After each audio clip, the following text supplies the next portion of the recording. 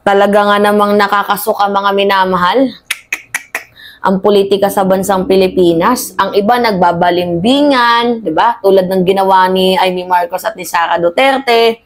Tapos nung nakaraang araw, meron tayong ibinalita sa inyo na pogo money at drug money ginagamit ng isang politika para sa eleksyon, para magpamudmod ng sandamakmak na ayuda.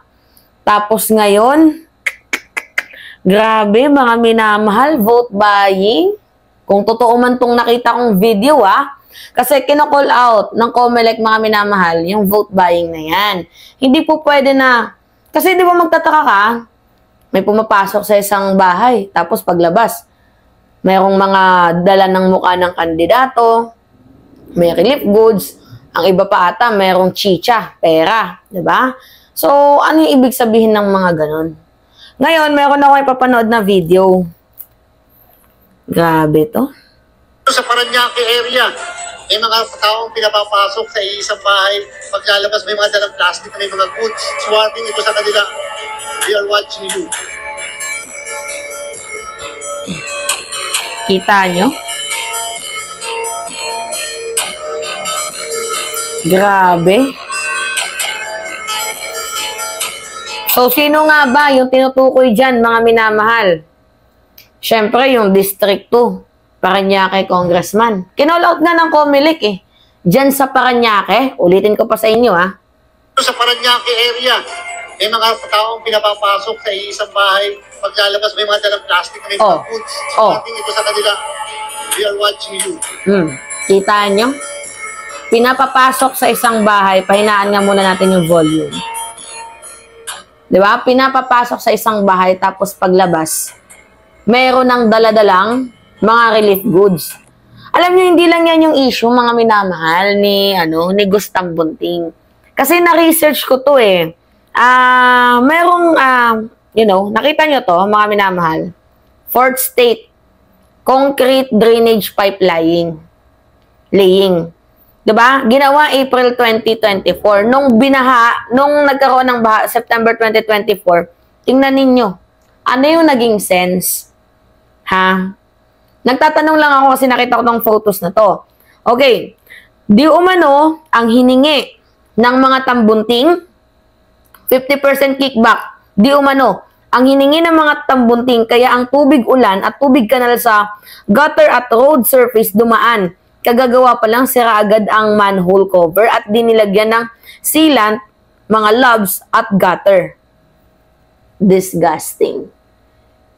Tapos, ang opisina nila, mga minamahal, di umano sobrang hirap lapitan. Bakit? Tingnan ninyo.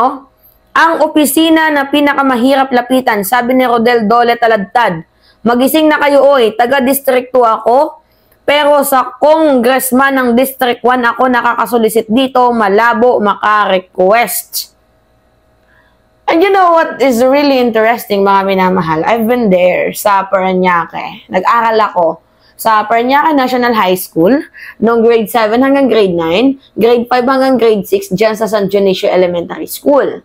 And nakatira ako sa Olivares before. So, yung baha talaga, yung pinaka number 1 problem dyan. Kasi, 1 to 2 hours, mga minamahal na pag-ulan. Ulan lang yun walang bagyo. Ulan pa lang yun. Parang pwede ka nang mangisda.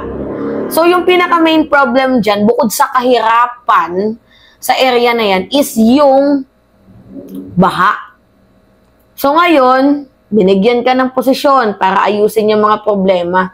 Abay, bakit ganito naman yung nangyayari? Ba't uso-uso yung kickback? Diba? Nagtatanong lamang tayo, mga minamahal, tapos sobrang pahirap ka pa sa pamamigay sa mga senior citizen. Kasi, paano natin sabi? Basahin natin to. Di ka bibigyan ng pa-birthday ng senior citizen kung wala kang quarantine ID. Or patunay na may turo ka. Ganyan sila kahigpit sa ating mga senior citizen. Imbes na ibigay dahil need ng panggastos, pang maintenance, sabi nila, kaso pinapahirapan pa nila. Pinapahirapan pa nilang makuha ang ating mga senior testigo Patunay ako dahil naging BFF leaders nila ako before. Tinanggal lang nila dahil binabatikos ko sila sa mali nilang ginagawa, lalo na sa mga senior citizen natin. Di ko masikmura na nakakanasan nila yon. Mga politiko na walang iniisip kundi magpayaman at ayaw umalis sa pwesto. Pinapaikot-ikot tayo mga botante. Sana magising ang lahat at doon sana tayo sa totoong serbisyo ang ibibigay sa tao, hindi yung nagpapakita lang kapag darating ang eleksyon. Ay, madaming ganyan yung mga nagpapakita lang pagdating ng eleksyon. Tapos yung malala, tingnan nyo to, ito tatak tambunting o tatak balimbing. Lahat na lang meron kanyang pagmumuka.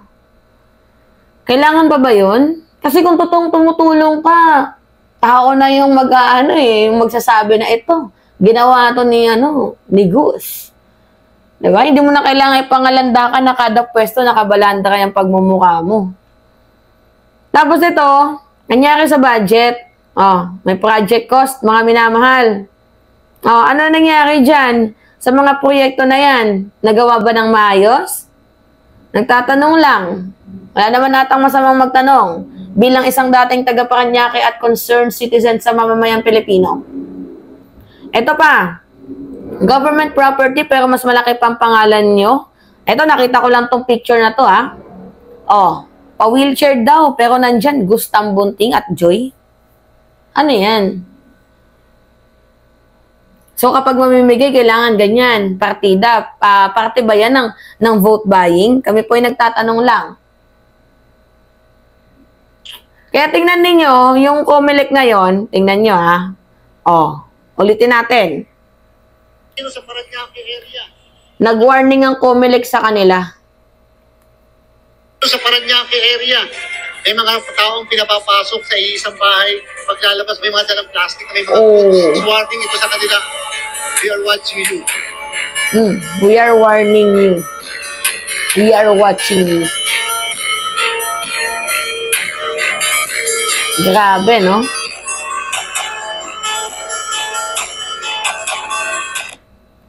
Makipaglaban sana ng patas.